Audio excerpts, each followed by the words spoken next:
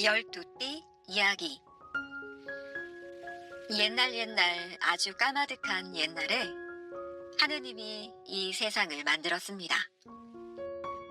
하늘에는 해와 달을 걸어놓고 땅에는 온갖 풀과 나무, 새와 짐승들을 퍼뜨리고 바다에는 갖가지 물고기들을 풀어놓았지요. 우리 사람도 정성껏 빚어 숨결을 불어넣었답니다. 이렇게 세상을 만들고 나서 하나님은 몹시 지쳐 잠이 들었습니다. 그런데 와글와글 시끄러운 소리가 들려오는 게 아니겠어요. 하느님, 우리는 어떻게 살아가야 하나요? 사람들이 하늘을 우러러보며 아우성치고 있었습니다. 아하, 이런. 하느님이 사람들에게 살아가는 법을 가르쳐주는 걸 깜빡 잊었던 것이지요. 하지만 하나님은 너무나 지쳐서 꼼짝도 할 수가 없었습니다. 그래서 세상으로 내려갈 12신을 뽑기로 했습니다. 누가 사람들에게 살아가는 법을 가르쳐 주겠느냐? 가장 먼저 쥐신이 쪼르르 달려왔습니다.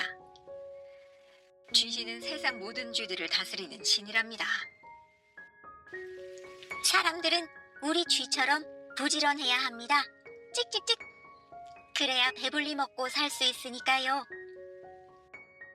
그러자 세상 모든 소들을 다스리는 소신도 뒤질세라 성큼성큼 걸어왔습니다. 아무리 부지런해도 힘이 없다면 제대로 일을 할 수 없잖아요. 사람들은 황소처럼 굳센 힘을 길러야 합니다. 하느님은 쥐신과 소신을 세상으로 내려보냈습니다. 힘만 세면 뭐합니까? 호랑이 신이 으르렁대며 달려왔습니다. 험한 세상을 살아가려면 저처럼 용감해야 한다고요. 우리 호랑이들은 두려움을 모릅니다. 호랑이 신은 호랑이들을 다스리는 신답게 우렁차게 말했습니다. 용감하기만 하면 다예요? 토끼들을 다스리는 토끼신이 뛰어왔습니다. 옳고 그른 것을 가려낼 줄 알아야지요. 아니면 늘 싸움만 할 테니까요. 하느님은 호랑이 신과 토끼 신도 세상으로 내려보냈습니다. 이번에는 물을 다스리는 용신이 휙 날아왔습니다. 모든 생명은 물이 없으면 살 수 없습니다. 저는 물로 생명을 키우겠어요. 그러자 뱀신도 뒤따라왔습니다. 사람들은 끈기와 참을성을 길러야 합니다. 모든 멋진 일은 끈기와 참을성이 있어야 이룰 수 있으니까요. 하느님은 용신과 뱀신도 세상으로 내려보냈습니다. 하지만 언제까지나 참기만 할 수는 없잖아요. 씩씩한 말들의 신인 말신이 달려왔습니다. 사람들은 이 세상이 얼마나 넓은지 알아야 합니다. 그러면 째째하게 다투지 않을 거예요. 세상이 아무리 넓다 해도 사람의 욕심을 다 채울 순 없지요. 순한 양들의 신인 양신도 가만가만 걸어왔습니다. 그러니까 사람들은 서로 나누고 양보할 줄 알아야 합니다. 하느님은 말신과 양신도 세상으로 내려보냈습니다. 뒤이어 원숭이 신이 촐랑대며 뛰어왔습니다. 뭐니 해도 사람들은 꾀와 재주가 있어야 합니다. 그래야 편하게 살 수 있을 테니까요. 원숭이 신은 세상 모든 원숭이들의 왕이지요. 재주만 많으면 다인가요? 사람들은 하느님이 정해놓은 시간에 따라 살아야 합니다. 일어날 때와 잠들 때, 일할 때와 놓을 때를 가릴 줄 알아야 하지요. 하느님은 원숭이신과 닭신도 세상으로 내려보냈습니다. 세상 모든 개들의 우두머리인 개신이 헐레벌떡 달려오며 소리쳤습니다. 시간보다 더 중요한 건 믿음입니다. 서로 믿고 따르면 모두가 친해질 수 있을 거예요. 꿀꿀꿀 다 좋아요, 다 좋아. 하지만 너무 서두르면 일을 망치기 쉽지요. 느긋한 마음으로 살아야 행복해질 수 있습니다. 세상 모든 돼지들의 우두머리인 돼지신이 12번째로 느릿느릿 걸어왔습니다. 하느님은 개신과 돼지신도 세상으로 내려보냈지요. 이렇게 12신을 세상으로 내려보내놓고 하느님은 다시 편안히 잠을 자려고 했습니다. 그런데 그때 잠꾸러기 고양이 신이 뒤늦게 달려왔습니다. 잠깐만요, 하느님. 저도 보내주세요. 저는 사람들이 혼자서도 잘 살 수 있도록 하겠습니다. 그러자 하느님이 손을 내저으며 말했습니다. 이제 됐다. 보아라. 세상이 편안해졌지 않느냐. 그러면서 하느님은 세상을 내려다보았습니다. 12신은 사람들에게 살아가는 법을 열심히 가르치고 있었지요. 쥐신은 부지런히 저축하도록 가르치고, 소신은 굳센 힘을 기르게 하고, 호랑이신은 용기를 북돋아 주었습니다. 토끼신은 옳고 그른 것을 가려주었고, 용신은 생명이 잘 자라게 하고, 뱀신은 끈기와 참을성을 길러주었지요. 말신은 씩씩한 기운을 불어넣어주고, 양신은 너그럽게 나누어 갖는 마음을 심어주었습니다. 원숭이신은 여러 가지 재주를 가르쳤지요. 닭신은 새벽마다 사람들을 깨워주고, 개신은 서로 믿게 하고, 돼지신은 느긋하게 사는 법을 알려주었지요. 세상은 정말 아름답고 평화로웠습니다. 하느님은 흐뭇한 마음으로 잠자리에 들었습니다. 그런데 막 잠이 들려고 할 때 우당탕탕 퉁탕 또 시끄러운 소리가 들렸습니다. 도대체 또 무슨 일이야? 하나님은 벌떡 일어나 세상을 내려다보았지요. 사람들이 편안히 살 수 있게 된 건 다 내 덕분이야. 그러니까 내가 대장이 되어야 해. 내가 대장할 거야. 이번에는 12신들이 서로 대장이 되겠다며 티격태격 다투고 있는 것이었어요. 세상은 다시 뒤죽박죽이 되었지요. 하느님은 도저히 참을 수가 없었습니다. 시끄럽다. 조용히 해. 하느님이 12신에게 소리쳤습니다. 그렇게 다투려거든 당장 하늘나라로 돌아오너라. 12신은 서로 눈치를 보며 입을 꾹 다물었지요.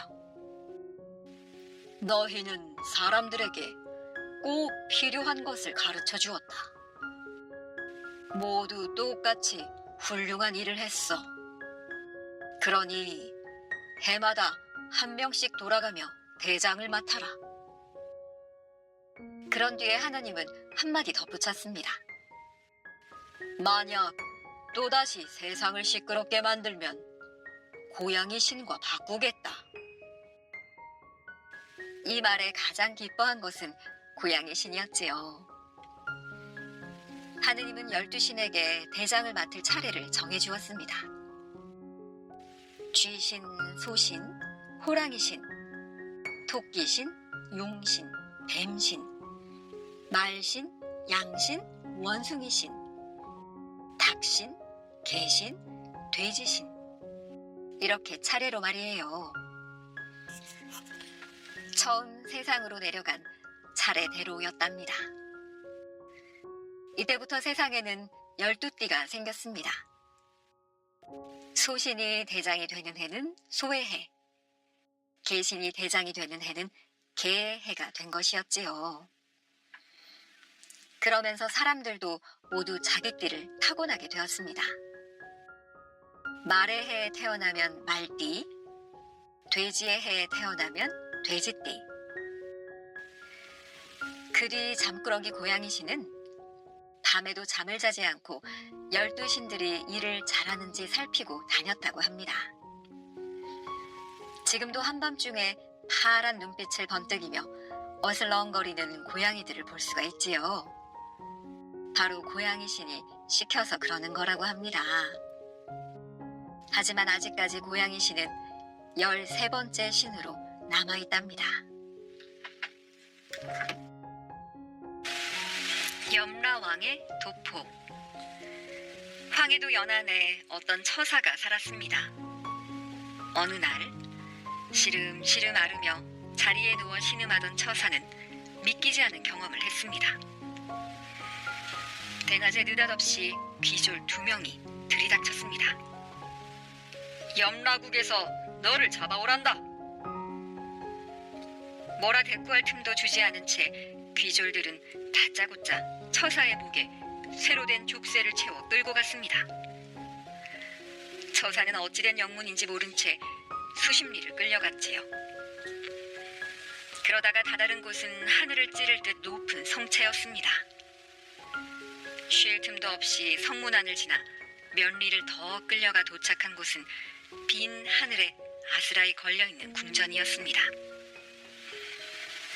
궁문에 이르자 귀졸들은 처사의 양팔을 끼고 들어가 뜰 앞에 엎드리게 하였지요.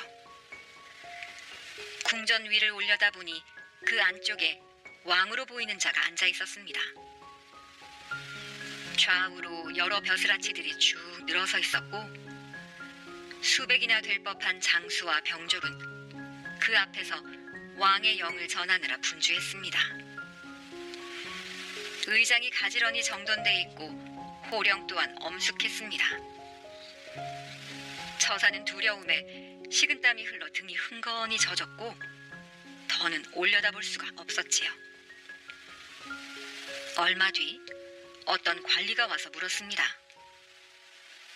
너는 어디에 살며 이름은 무엇이더냐? 나이는 얼마나 되며 무슨 일을 하고 있는가? 소상히 아랠 것이며 행여 숨기려 해서는 안 될 것이야. 처사는 몸을 부들부들 떨며 대답했습니다.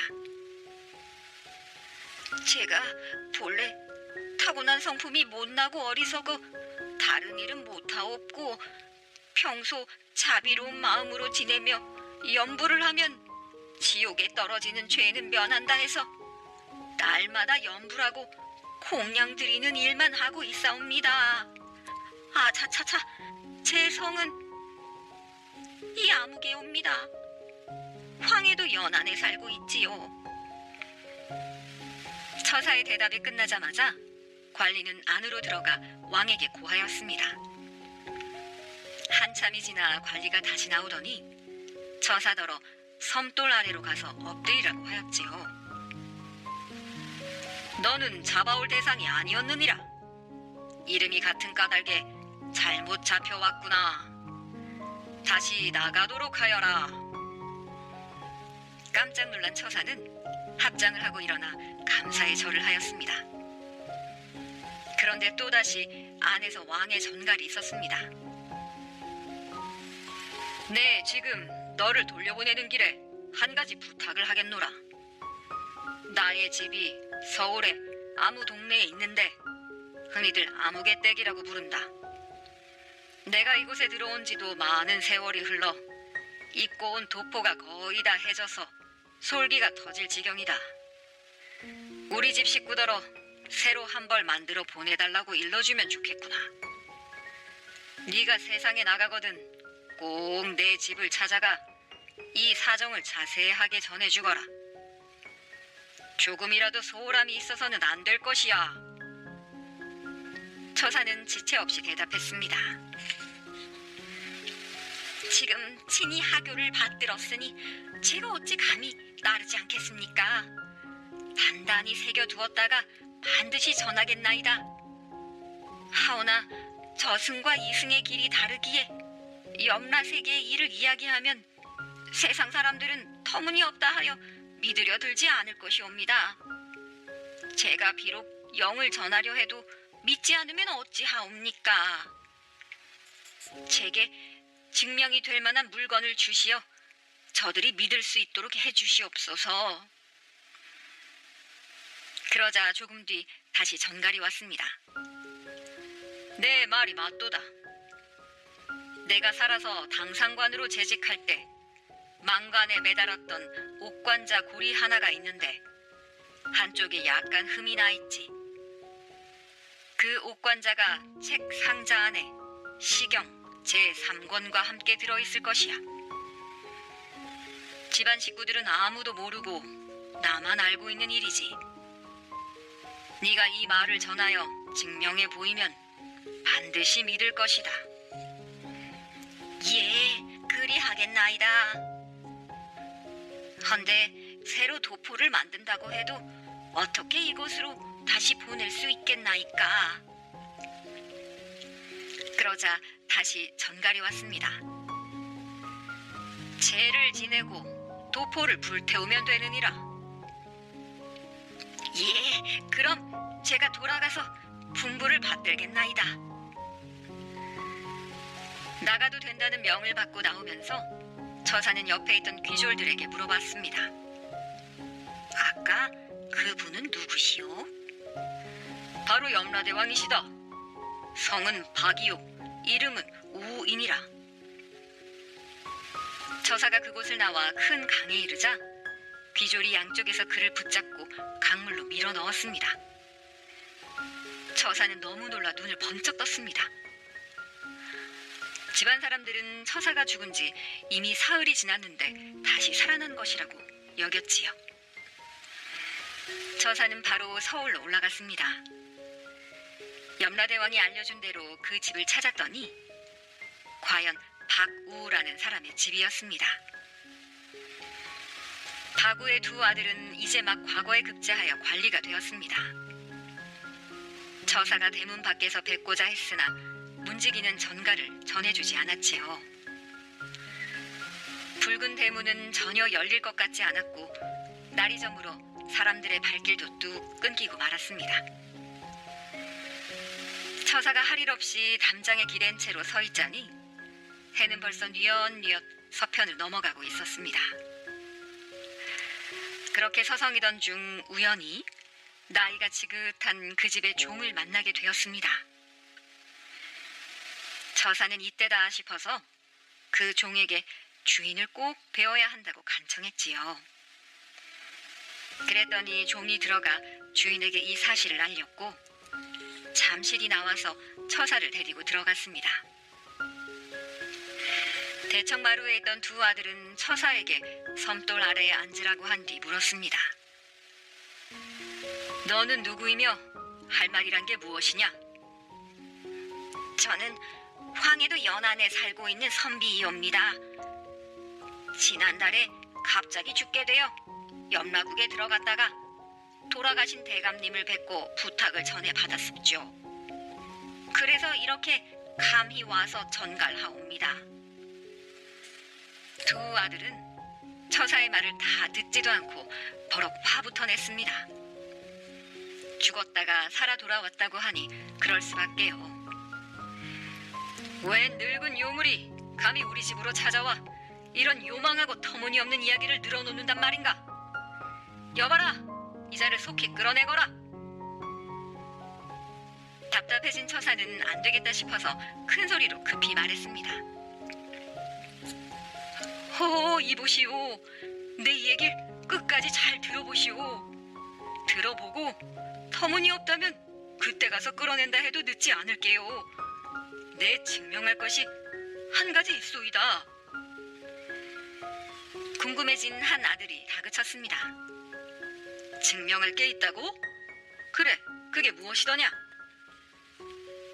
처사는 바로 옥관자 고리에 관한 이야기를 일러주었지요. 너무나 분명한 얘기에 비로소 의문이 들기 시작한 두 아들은 결국 책 상자를 꺼내어 열어보았습니다. 과연 옥관자 고리 하나가 시경 제3권에서 나왔습니다. 조금도 어긋남이 없는 사실이었지요. 바구의 집에서는 그가 죽은 후 그 옥관자를 아직까지 찾지 못하고 있던 중이었습니다.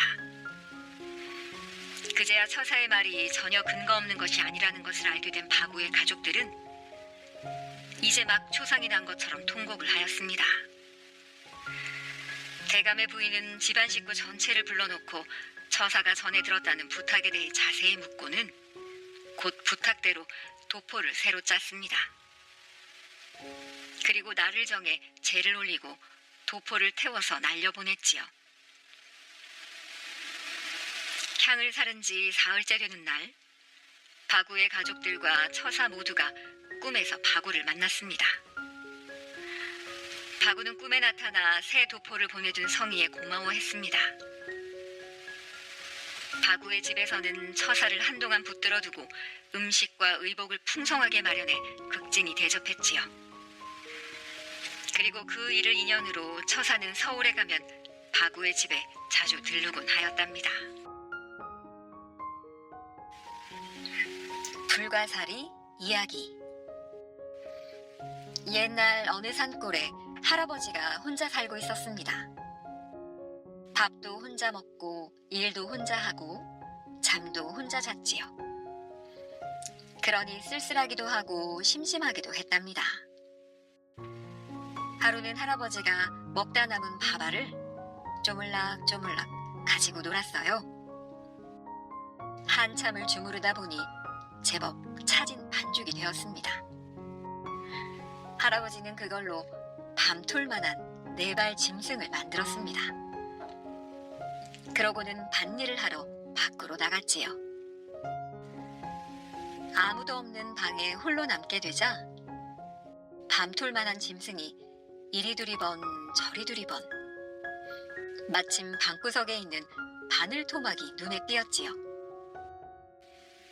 밤톨만한 이 짐승이 꼬물꼬물 기어가더니만 바늘 토막을 깔짝깔짝 씹어먹지 뭐예요. 목구멍이 따갑지도 않은지 꾸역꾸역 잘도 삼켰지요.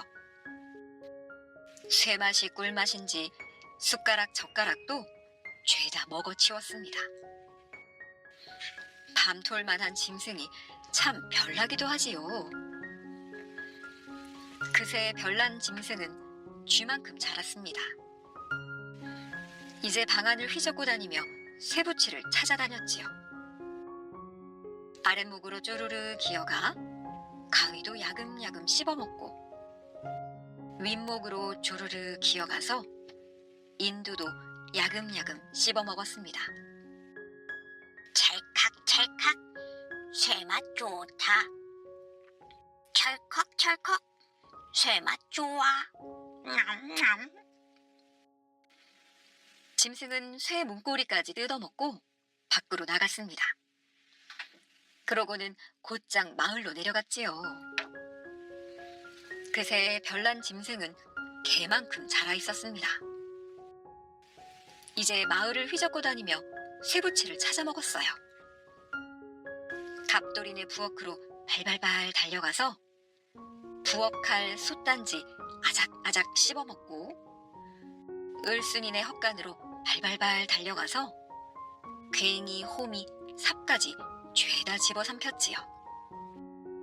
찰칵찰칵 쇠맛 좋다. 철컥철컥 쇠맛 좋아. 이 꼴을 본 마을 사람들은 한숨이 절로 나왔습니다. 아이고, 못 살겠네. 괭이, 홈이 없으면 농사는 어찌 짓고 솥단지가 없으면 밥은 또 어찌 먹나. 그새 별난 짐승은 송아지만큼 자랐습니다. 이제 대장간을 차지하고 쇠붙이를 다 털어먹네요. 이리로 검중검중 걸어가 쇠말뚝, 쇠스랑 으적으적 씹어먹고 저리로 검중검중 걸어가 망치에 모루까지 죄다 집어삼켰지요. 찰칵찰칵 쇠맛 좋다. 철컥철컥 쇠맛 좋아.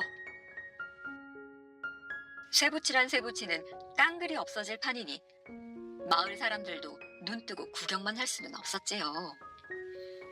작대기로 찔러보고 몽둥이로 때려도 보았습니다. 하지만 그 짐승은 꿈쩍도 하지 않았습니다. 하는 수 없이 사람들은 우르르 관아로 몰려갔지요. 그러고는 사또 앞에 넙죽 엎드려 빌었습니다. 사또나리, 제발 좀 살려주십시오. 별난 괴물이 마을을 마구 휘젓고 다닙니다요.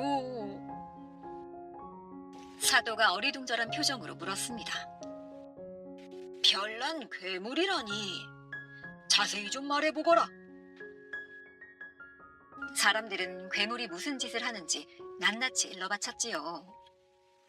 그러자 사또가 자리에서 벌떡 일어서며 소리쳤습니다. 쇠를 먹다니, 세상에 그런 괴물도 있단 말이냐? 내 눈으로 보기 전에는 믿을 수가 없구나. 사또가 직접 포졸들을 이끌고 괴물을 찾아 나설 참이었습니다. 호랑이도 제 말하면 온다더니 마침 괴물이 관아 문고리를 뜯어먹고 있었지요. 놀란 사또가 파르르 떨면서 소리를 질러댔습니다. 냉큼, 저 괴물을 없애지 않고 무얼 하는 게냐? 포졸들은 괴물을 향해 화살을 쌩쌩 쏘아댔습니다. 하지만 화살은 괴물의 몸뚱이에 부딪히자 톡톡 부러졌지요. 쇠를 먹고 자란 괴물이라 몸뚱이가 쇠덩이처럼 단단했거든요. 이번에는 포졸들이 창과 칼을 움켜쥐고 괴물한테 달려들었습니다. 하지만 괴물이 창칼 따위를 두려워할 턱이 있나요? 먹이를 주는 줄 알고 넙죽넙죽 집어삼켰지요. 포졸들은 힘 한 번 제대로 못 쓰고 뒷걸음질만 쳤습니다. 사또가 약이 올라 바락바락 악을 썼지요. 이놈들아, 꽁무니만 빼지 말고 어서 괴물을 없애란 말이다. 하지만 창칼도 씹어먹는 괴물을 무슨 수로 죽일 수 있을까요? 다들 우물쭈물 하는데 한 포졸이 꾀를 냈습니다. 팔팔 끓는 기름에 쳐넣으면 어떨까요? 포졸들이 마을 한가운데에 커다란 가마솥을 걸쳤습니다. 그 안에 기름 수십 통을 붓고는 장작불을 지폈지요. 드디어 기름이 팔팔 펄펄 끓어올랐습니다. 포졸들은 굵은 밧줄을 들고 슬금슬금 괴물한테 다가갔습니다. 냅다 밧줄을 던져 괴물의 목에 걸었지요. 자, 어서 이놈을 기름솥에 집어넣자. 포졸들이 한꺼번에 우르르 괴물한테 달려들었습니다. 그러고는 재빨리 괴물을 기름솥에 밀어넣었지요. 제 아무리 괴물이라도 펄펄 끓는 기름에는 못 견디겠지? 사람들이 모두 숨죽이고 있는데 갑자기 가마솥 옆구리가 툭 터지더니 줄줄줄 기름이 새나왔습니다. 괴물이 죽기는커녕 가마솥을 뜯어먹은 것이었지요. 가마솥도 쇠붙이로 만든 거잖아요. 괴물은 펄펄 끓는 기름에도 눈 하나 깜짝 않고 커다란 가마솥을 우걱우걱 죄다 먹어치웠습니다. 그새 괴물은 황소만큼 자랐습니다. 괴물이 걸음을 옮길 때마다 땅이 쿵쿵쿵 울렸지요. 쇠냄새를 찾느라 코를 킁킁거리며 쇠붙이란 쇠붙이는 닥치는 대로 집어삼켰답니다. 하지만 사또는 어쩔 줄 몰라 발만 동동 굴렀지요. 장칼로도 못 죽이고 끓는 기름도 소용이 없구나. 무쇠 괴물을 이를 어쩔 거나. 모두들 괴물이 하는 짓을 멍하니 바라만 보았습니다. 그때 구경하던 한 사내 아이가 손뼉을 짝 치면서 외쳤습니다. 아, 쇠를 녹이는 건 불이에요. 숯불로 괴물을 녹이면 됩니다. 누군고 하니 대장간에서 잔심부름을 하는 사내 아이였습니다. 사또나 포졸들이 생각해도 아주 그럴싸했지요. 사람들은 온갖 쇠붙이를 가져다가 들판에 집채만큼 쌓았습니다. 그러고는 둘레에 수백 가마의 숯을 좌르르 깔아놓았지요. 그러자 괴물이 코를 킁킁거리며 들판으로 나왔습니다. 쇠 냄새에 정신이 팔려 숯 따위는 보이지도 않았지요. 괴물이 허겁지겁 쇠붙이를 먹기 시작했습니다. 찰칵찰칵 쇠맛 좋다. 철컥철컥 쇠맛 좋아. 사람들이 그 틈을 놓칠 리가 있나요? 숯더미에 불을 붙이고는 풀무지를 해댔지요. 풀무지를 할수록 활활활 불길이 치솟았습니다. 어느새 들판이 온통 시뻘건 불바다가 되었지요. 타오르는 불길 속에서 괴물이 몸부림을 쳤습니다. 이리 휘청 저리 휘청 하는데 몸뚱이에서 불똥이 확확 튀고 쇳물이 뚝뚝 떨어졌지요. 화살에도 창칼에도 끄떡없던 무쇠 괴물이 비틀비틀 쓰러졌습니다. 흐물흐물 녹아내렸습니다. 마침내 괴물은 사라져버렸습니다. 쇠덩이처럼 단단하던 몸뚱이가 모두 녹아 땅으로 스며든 것이었지요. 누군가 괴물에게 불가살이라는 이름을 붙여주었습니다. 무엇으로도 죽일 수 없다라는 뜻인데 괴물이 사라진 뒤에도 사람들은 자리를 뜨지 못하고 수군거렸습니다. 불가사리가 다시 나타나지는 않겠지? 그야 모르지. 땅속으로 숨었으니 언제 다시 살아날지. 이 이야기는 역사적 사건을 배경으로 하고 있습니다. 우리 속담에 송도 말년의 불가살이라는 말이 있습니다. 송도는 고려의 수도인 개성의 옛 이름이고 송도 말년이란 고려 말을 말하지요. 왕조가 무너질 지경에 놓인 고려 말은 여러 가지 변고가 생기는 어수선한 상황이었습니다. 불가사리는 이러한 혼란 속에 나타난 전설 속의 동물입니다. 일설에 의하면 이 불가사리는 고려를 멸망으로 이끈 신돈의 횡포로 만들어졌다고도 하고 이후 등장하는 조선 왕조가 불교를 억제해서 산속으로 피신한 스님들에 의해 만들어졌다고도 합니다. 역사적 사건을 고려한다면 불가사리는 고려 말의 혼란스러운 상황을 대변하기도 하고 왕의 버금가는 권력으로 한 시대를 풍미한 신돈을 비유한 것으로 해석할 수도 있습니다. 어쨌든 송도 말년의 불가살이라는 속담은 행패가 너무 심해서 도저히 어떻게 해볼 수 없는 존재를 일컫는 말입니다. 이야기 속의 불가사리처럼 말이지요.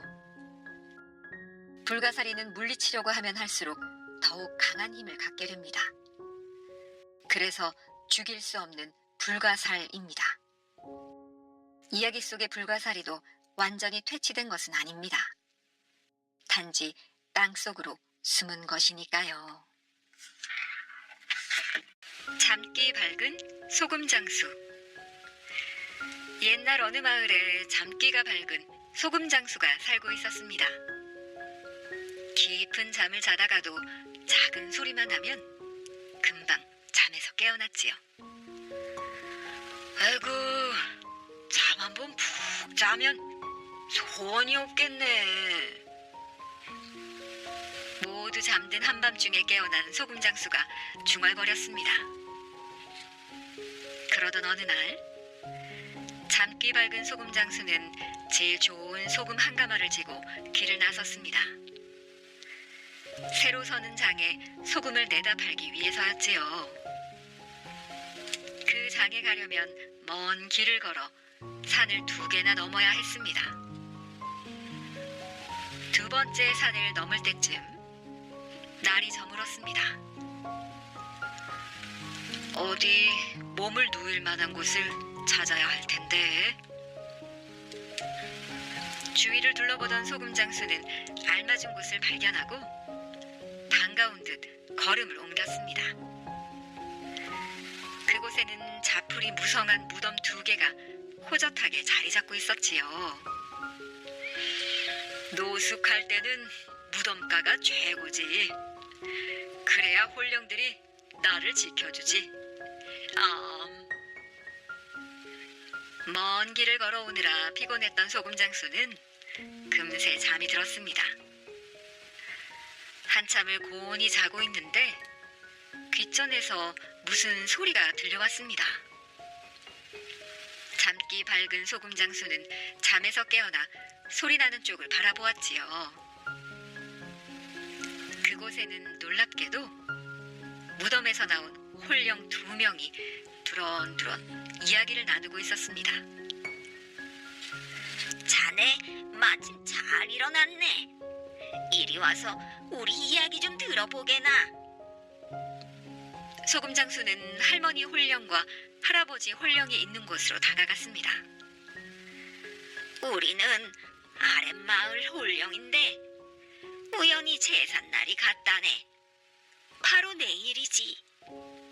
그래서 제사 준비는 잘하고 있나 살펴보려 내려갔는데 글쎄. 할머니 홀령은 매우 화가 난 것 같았습니다.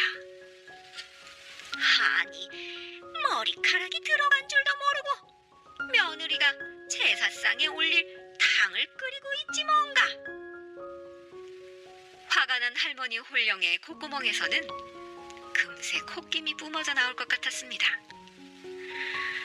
아이고, 나는 또 어떻고. 아이 뒤를 닦아준 후 손도 안 씻고 전을 부치지 뭔가. 할아버지 홀령이 한숨을 푹 쉬며 얘기했습니다. 그 꼴을 보고 있자니 내가 하도 화가 나서 심술을 좀 부리고 왔지. 탕을 일부러 끌어넘치게 해서 며느리가 손을 좀 대었다네. 할머니 홀령이 말했습니다. 그랬나? 나도 손주 녀석을 가시덤불 위로 슬쩍 밀어버렸지. 지금쯤 엉덩이가 꽤나 쓰릴 게야. 소금장수는 말없이 2 홀령이 하는 이야기를 듣고 있었습니다. 그러고 나니 괜스레 후회가 되지 뭔가. 맞아, 죄 없는 손주 녀석한테 화풀이를 한 것 같아 미안하기도 하고. 그래서 말인데 우리 말 좀 전해주겠나? 소금장수는 놀란 눈으로 2 홀령을 바라보았습니다. 무덤가에 소나무 가지를 꺾어 태운 재를 바르면 된 자리가 빨리 나을 거라고 말이야. 송진을 바르면 우리 손주 엉덩이도 나을 걸세. 소금장수는 고개를 끄덕였습니다. 다음 날 아침 소금장수는 마을로 내려갔습니다. 2 집에서는 제사 준비가 한창이었지요. 소금장수는 먼저 며느리가 손을 댄 집부터 찾아갔습니다. 그러고는 소나무 가지를 내놓으며 어젯밤 무덤가에서 들은 이야기를 들려주었지요. 그 다음에는 손주가 엉덩이를 다친 집으로 찾아가 송진을 건네주었답니다. 아니, 어떻게 그런 일이? 고맙습니다. 양쪽 집 가족들은 모두 놀라는 눈치였습니다. 솔가지를 태워 재를 바르자 며느리의 된 손은 씻은 듯이 나았습니다. 빨갛게 부어오른 손쥐의 엉덩이도 송진을 바르자 금세 가라앉았지요. 정말 고맙습니다. 이 은혜를 어찌 갚아야 할지요. 그렇다면 한 가지 부탁이 있습니다. 두 가족은 소금 장수의 말에 귀를 기울였습니다. 앞으로는 더 정성스럽게 제사를 준비하셨으면 합니다. 제사란 본디 그 모양새보다 정성이 중요한 법이니까요.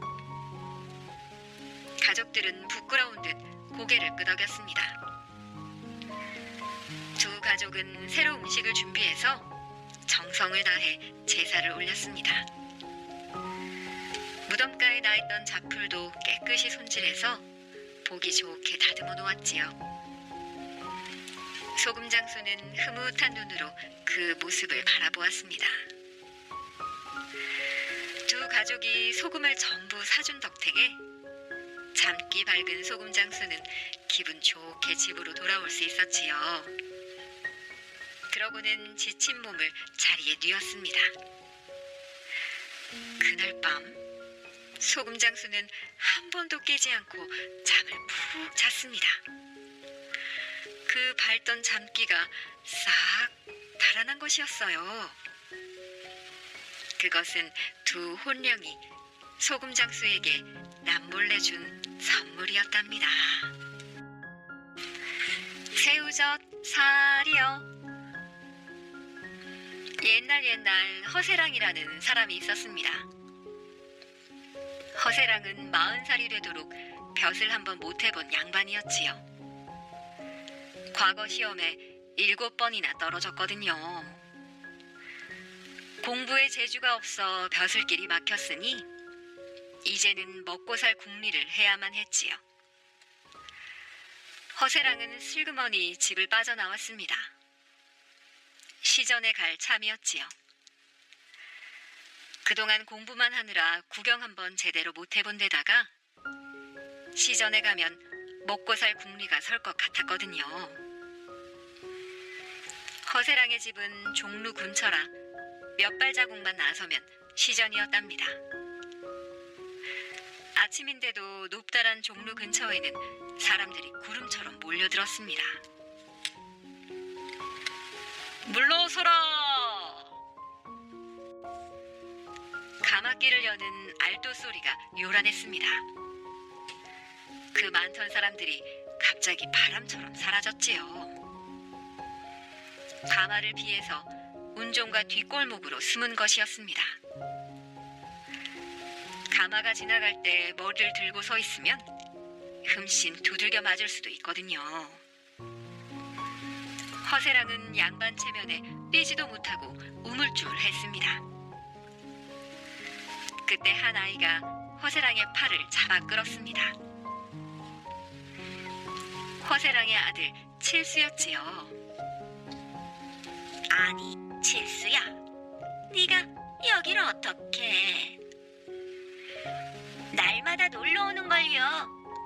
아버지는 시전에 웬일이세요? 뭐 사시려고요? 아니, 그게 아니고. 그러니까. 허세랑은 시험을 볼 때처럼 쩔쩔맸답니다. 그러면 뭘 파시게요? 칠수가 마치 아버지의 마음을 읽은 듯이 말했습니다.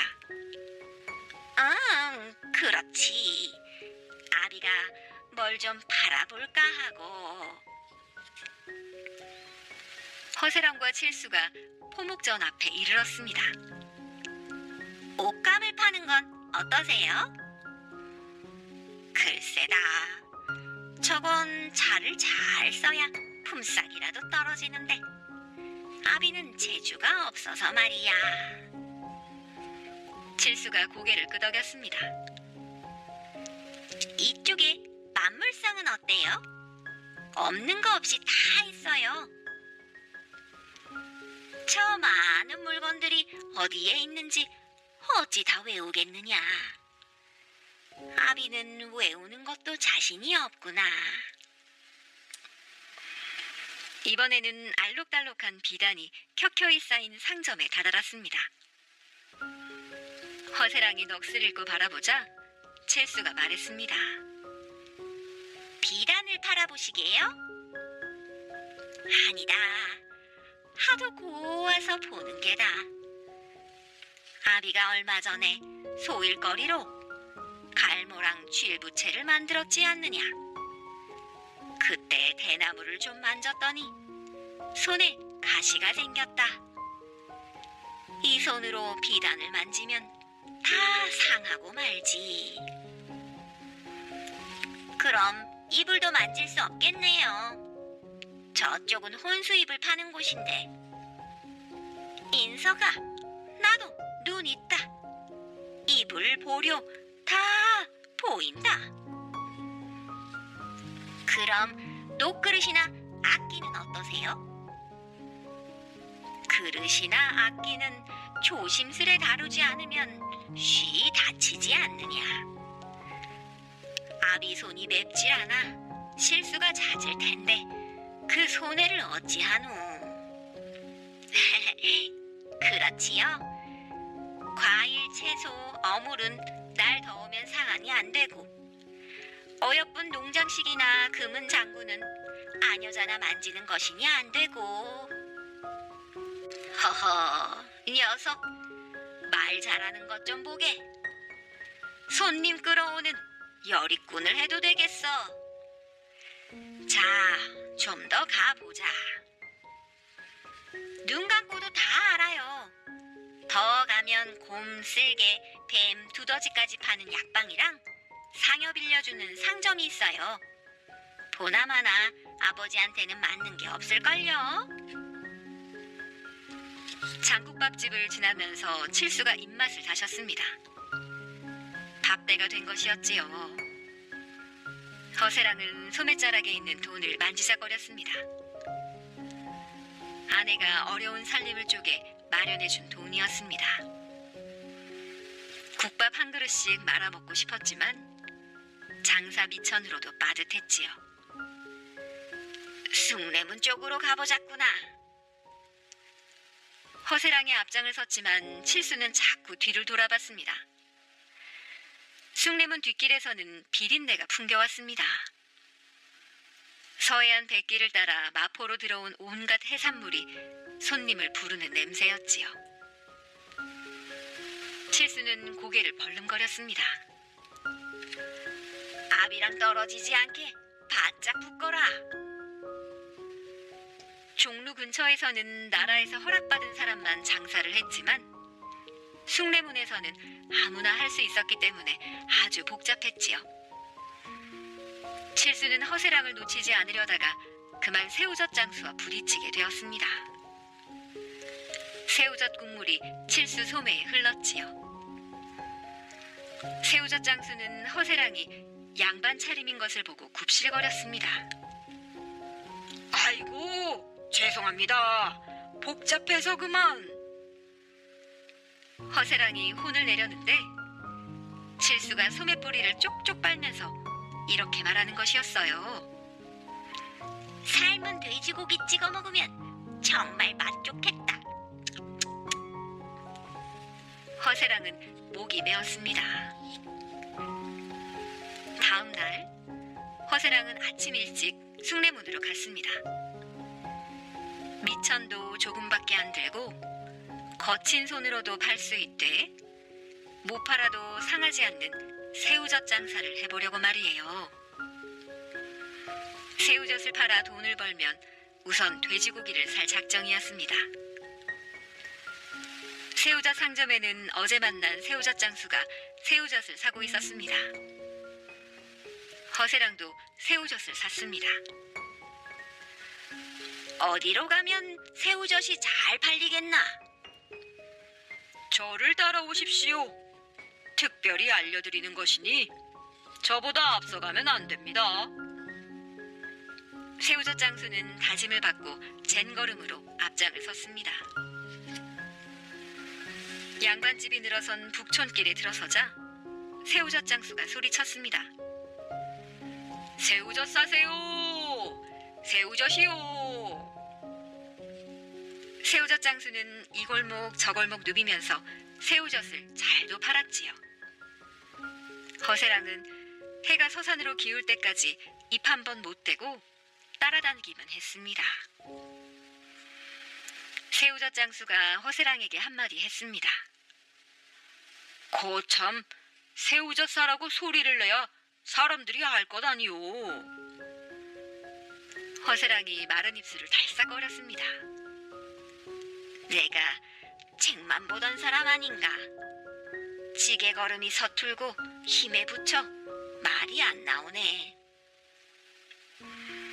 그런데 사실은 그게 아니었습니다. 양반 체면에 새우젓 사세요 라고 말을 높이려니 입이 안 떨어진 것이었지요. 그렇다고 새우젓 사거라 할 수도 없는 노릇이잖아요. 결국 허세랑은 새우젓을 하나도 팔지 못했답니다. 당연히 돼지고기도 사지 못했지요. 집에 가니 칠수가 반갑게 마중을 나왔습니다. 아버지, 새우젓을 많이 사오셨네요. 허세랑은 아무 말도 하지 못했습니다. 돼지고기를 못 샀으니까요. 칠수는 불평도 하지 않고 밥 한 숟갈에 새우젓 한 마리씩 얹어서 먹었습니다. 다음 날 허세랑은 갓을 벗어던지고 무명천으로 머리를 질끈 동여맸지요. 이번에는 입을 떼어보리라 마음을 굳게 먹었습니다. 크게 숨을 한 번 쉬고 입을 열었는데 그만 새우젓 사려 하고 말았지요. 새우젓 사려오 한다는 게 말꼬리가 잘린 것이었어요. 앞에 가던 새우젓 장수가 배를 쥐고 웃었습니다. 높임말도 아니고 반말도 아니었잖아요.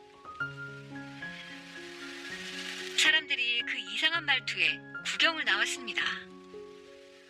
허세랑의 새우젓은 금세 팔려나갔지요. 허세랑은 신이 나서 노랫가락 뽑듯 소리쳤습니다. 사 소리를 길게 빼다가 려에서 얼른 꺾고 말을 탁 자르는 것이었지요. 새우젓 사려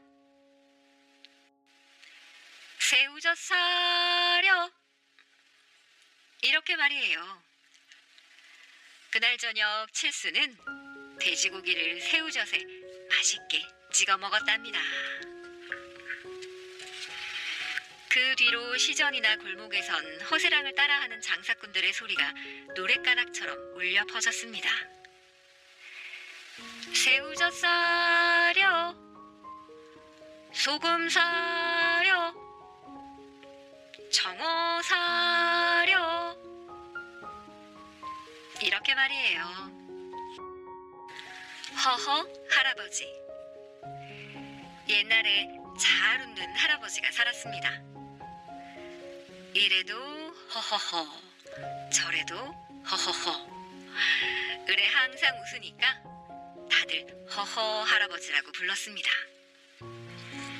길 가다가 똥을 밟아도 걸음에 보태면 되겠다 하시면서 허허허 누가 시비를 걸어도 도리어 자기가 미안하다라고 하시면서 허허허 도둑이 들어도 살림이 넉넉해 보였던 모양이다 라고 하시면서 허허허 이렇게 웃으니 이 마을 저 마을에 소문이 다 났답니다.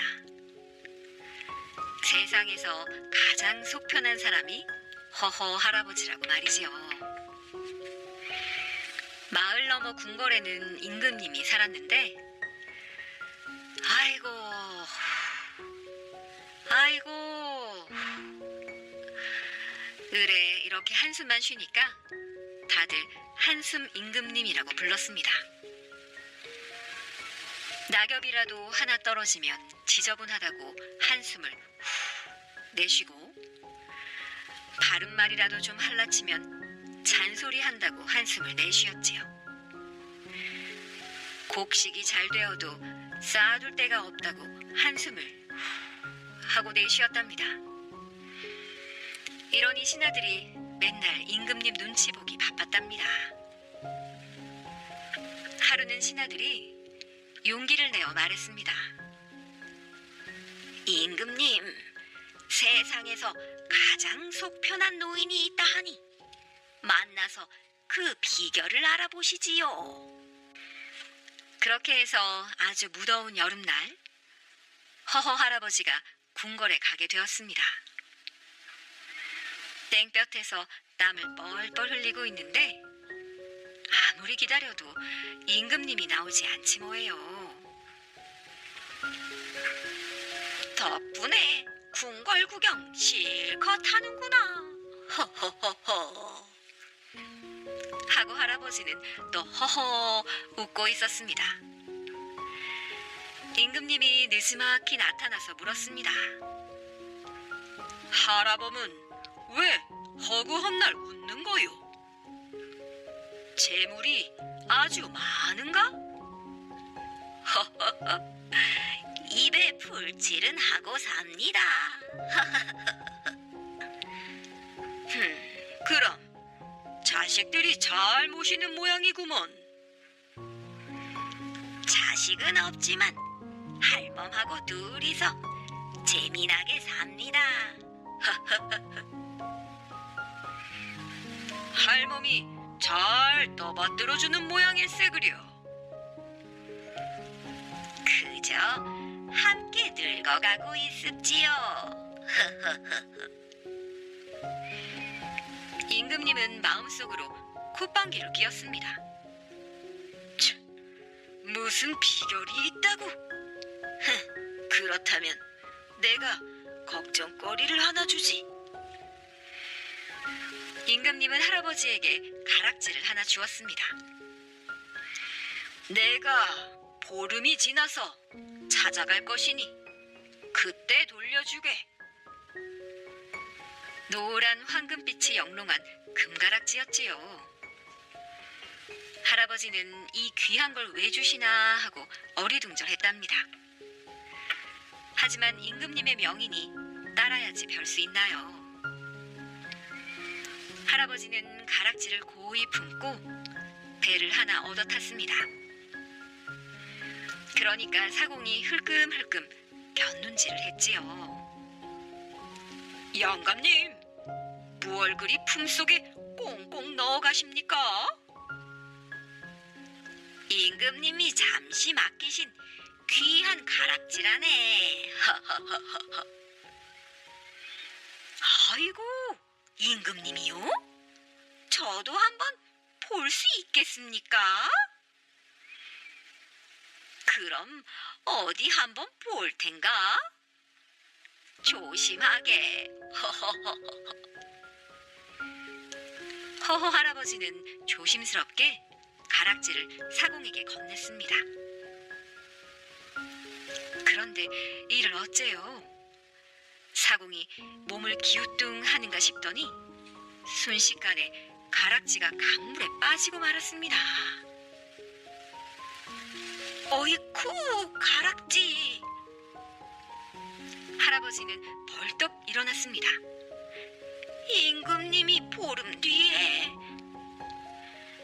그러면서 하염없이 강물을 바라보았지요. 찾으신다 했는데. 하지만 이미 가락지는 온데간데 없었지요. 너무 미안해 말게. 일부러 그런 것도 아니니. 할아버지는 이렇게 허허 웃으면서 배에서 내렸습니다. 집에 돌아오니 할머니가 궁궐이 어떻더냐고 물었지요. 미주알 고주알 다 들려주고 나서 가락지 이야기를 보탰답니다. 아이고 영감, 나도 어디 그 귀한 가락지 좀 보여주시오. 허허허, 그거 참 오는 길에 그만 강물에 빠뜨렸지 뭐요. 아이고 영감, 아무리 속 편한 양반이라지만 임금님이 큰 포를 내리면 어쩌려고요. 할머니는 큰 걱정에 쌓여 몸져 눕고 말았습니다. 허허 할아버지는 아픈 할머니 드시라고 큼직한 잉어 한 마리를 잡아다가 노릇하게 구워서 내왔지요. 할멈, 이것 좀 먹어보시오. 살이 꽉 찬 잉어라오. 가락지 찾는 게 먼저지 그깟 잉어는 잡아 뭐해요. 아이고, 저 속 편한 영감 같으니. 아, 그래도 아픈 사람은 먼저 살리고 봐야지. 허허허허허.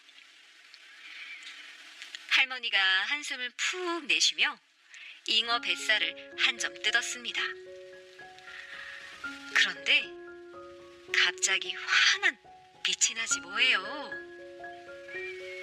잉어 뱃속에 샛노란 가락지가 콕 박혀 있었지요. 여보, 영감, 이게 금가락지 아니에요? 어이쿠, 이게 왜 여기 있나? 임금님이 주신 그 가락지가 분명하구려. 허허허허. 두 사람은 가락지만큼이나 얼굴이 환해졌습니다. 밥 먹을 생각도 하지 않고 덩실덩실 춤을 추었지요. 약속한 지 딱 보름째 되는 날, 임금님이 찾아왔습니다. 흥얼흥얼 콧노래에 어깨도 들썩이면서 말이에요. 가락지는 잘 가지고 있었소. 할아버지가 임금님께 가락지를 내밀었답니다. 그런데 이상하지요. 임금님이 깜짝 놀라면서 말하는 것이었어요. 아니, 이 가락지 혹시 강물에 빠뜨리지 않았소? 네, 그랬답니다, 임금님. 허허허허. 허허 할아버지는 그간의 일을 이야기해 주었습니다.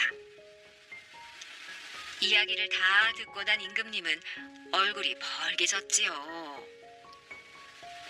미안하오. 뱃사곡은 사실 내 신하였다오. 할아버님이 언제까지 허허 웃나 내 시험 한번 해본 것인데 과연 웃는 사람은 하늘도 돕는구려. 임금님은 할아버지에게 정중히 절을 했습니다. 아이고, 괜찮습니다, 임금님. 허허허. 허허 할아버지도 깜짝 놀라 절을 했지요. 마을에 큰 잔치가 열렸습니다. 임금님도 허허 할아버지도 온 마을 사람들도 함께 먹고 마시며 허허허 껄껄껄 웃었지요. 웃음소리가 아랫마을 윗마을까지 다 들렸답니다. 그 뒤로도 허허 할아버지는 허허 웃으며 살았습니다. 그럼 임금님은 어찌 되었냐고요? 껄껄껄 웃으면서 나라를 다스렸다고 합니다. 그래서 사람들이 껄껄 임금님이라고 불렀다지요.